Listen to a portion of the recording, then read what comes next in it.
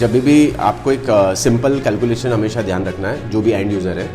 कि जब जब मार्केट में वॉर जैसी सिचुएशन आती है तो मार्केट क्रैश होता है। और मार्केट जब भी क्रैश होता है तो सारे के सारी जितनी भी कंट्रीज़ हैं उसमें से मैक्सिमम कंट्री अपना इन्वेस्टमेंट गोल्ड पे बढ़ा देती है,